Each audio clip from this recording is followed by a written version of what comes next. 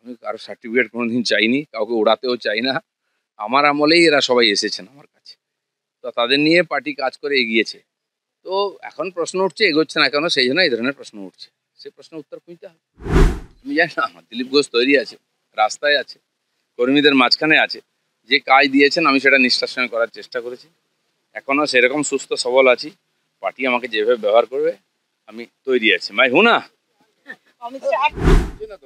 আমাকে কেউ আমন্ত্রণ করেনি, ওখানকার কর্মীরা আমাকে নেমন্তন্ন করেছে যে দিলীপ দা আসুন, একসঙ্গে আমরা প্রধানমন্ত্রীর ভাষণ শুনবো।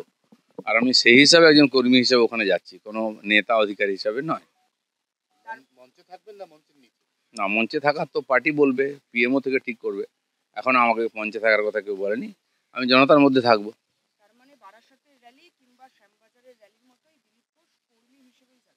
দিলীপ ঘোষ বেশ কয়েক বছর ধরে কর্মী হিসাবে থাকে, কর্মীদের সঙ্গে থাকে। যত সভা সমিতি দেখেছেন আমি সব জায়গায় উপস্থিত থাকি কর্মী হিসাবে।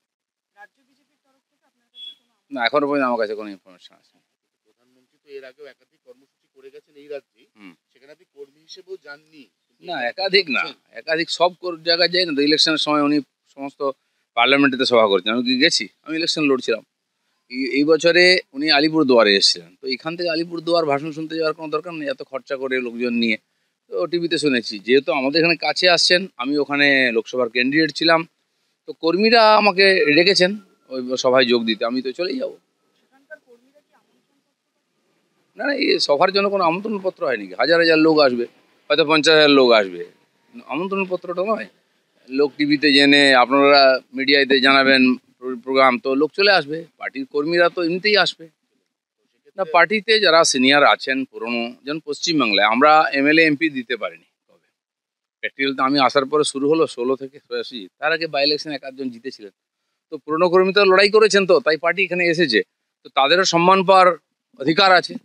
আমরা সেই সব নাম বারে বারে পাঠাই কেন্দ্রকে, ওনারাও চান যে এরকম ব্যক্তি যারা আছেন সমাজে প্রতিষ্ঠিত, তাদেরকে, পার্টির পুরনো কর্মী হলেও যে কোনো দিন ইলেকশন লড়েনি এরকম বহুজন আছেন, তারাও বিভিন্ন সরকারি সংস্থার পদাধিকারী হিসাবে সম্মানীয় পদে তারা নিযুক্ত হন। আমাদের প্রায় 40 জন এখান থেকে এখন ডাইরেক্টর আছেন, আস্তে আস্তে রিটায়ার্ড হচ্ছেন। আমরা সেই সময় 100-150 জনের নাম পাঠিয়েছিলাম। তো এরকম পরপর পাঠাতে হয়, তারা বিভিন্ন সরকারি জায়গায়, প্রশাসনিক জায়গায় তারা সম্মানের সঙ্গে বসেন। দেখুন, আমাদের সর্বভারতীয় পার্টি তো, তো যারা কেন্দ্রে আছেন তারা সার্বিকভাবে দেখে বিচার করে ডিসিশন নেন কাকে দায়িত্ব হবে, কি করা হবে, কিভাবে। এক্সপেরিমেন্টও চলে বিভিন্নভাবে, তো সেটা চলছে, দেখা যাক, ভালো মন্দ তো সময়ে বিচার হবে। আমি একাধিকবার নিচে বসেছি, বারাসাতে মহিলা মোর্চার কার্যক্রম ছিল, সেখানে প্রধানমন্ত্রী আমি এসে সাধারণ কর্মীদের সঙ্গে বসেছিলাম আসনের নিচে। আর যেমন কলকাতাতে মাননীয় প্রধানমন্ত্রীর লোকসভার সময় র্যালি হয়েছিল, রোড শো, তো বর্তমান যারা পদাধিকারী তারা সামনে হেঁটেছেন রাস্তায়, আমি তো বেড়ার বাইরে দাঁড়িয়েছিলাম পাবলিকের মাঝখানে। আমার কোনো কষ্ট হয় না, আমি সাধারণ কর্মী চিরদিন মনে করে এসেছি, আজও করি, আগামী দিনেও করব। পার্টি আমাকে বিভিন্ন সময় বিভিন্ন দায়িত্ব দিয়েছে সংগঠনের, সেটা আমি করার চেষ্টা করেছি। তো সেটা আমার কাছে কোনো প্রবলেম নাই, কেউ ডাকুক বা না ডাকুক কি যায় আসে না, প্রধানমন্ত্রী তার জন্য যেতে হবে। তবে প্রধানমন্ত্রীর সঙ্গে ডায়েসে কারা থাকবেন সেটা একটা পুরোটা প্রোটোকলের ব্যাপার। 4-5 জন হয়তো এখানকার থাকবেন, মন্ত্রী আছেন, এখানে সভাপতি আছেন, বিরোধী নেতা আছেন, তারা পিএমও থেকে ঠিক হয়ে যায়, বেশি লোকেরা উঠতে দেন না। প্রধানমন্ত্রী শুধু নয়, উনি সময় দেন অনেক সময়, উনি সরকারি কাজে আসছেন। তো আমাদের যারা সর্বভারতীয় এখানকার থাকেন অবজারভার বা এখানকার নেতৃত্ব, তারা ভাবেন যে আমাদের এই সুযোগ একটু লাভ নেওয়া উচিত, 1 ঘন্টা 2 ঘন্টা বেশি সময় আমরা চেয়ে নিই প্রধানমন্ত্রীর কাছ থেকে, একটা সভা করে নিই। কারণ কি, প্রধানমন্ত্রী একটা মোটামুটি সিস্টেম মানেন, তিনি নির্বাচন না এলে জনসভা করেন না কোথাও, সভা পাবলিক মিটিং কোথাও করেন না, সেটা পার্টির লোকেরা করেন।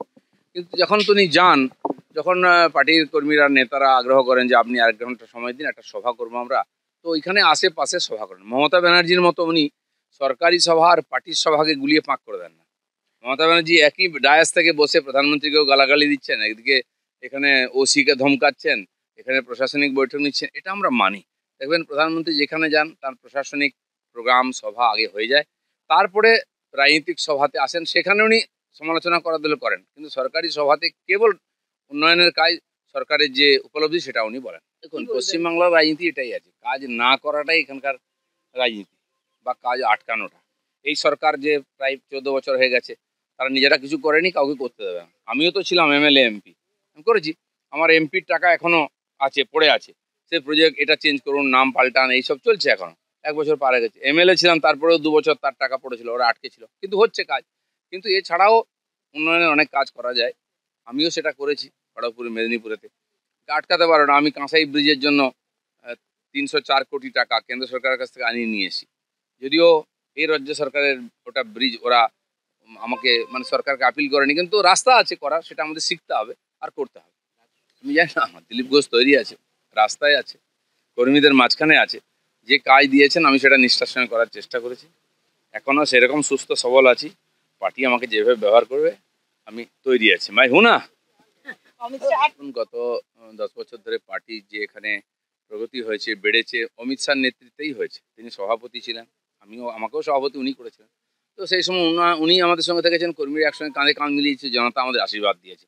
সেইটা থাকবে যতক্ষণ না বাংলায় পরিবর্তন হচ্ছে, আমরা সেই লড়াই করবো। আর অমিত শাহ তো একজন লড়াকু সেনাপতি, সামনেই থাকেন, আমরা ওয়েলকাম করবো। উনি এখানে এলে সাহস বাড়বে আমাদের কর্মী।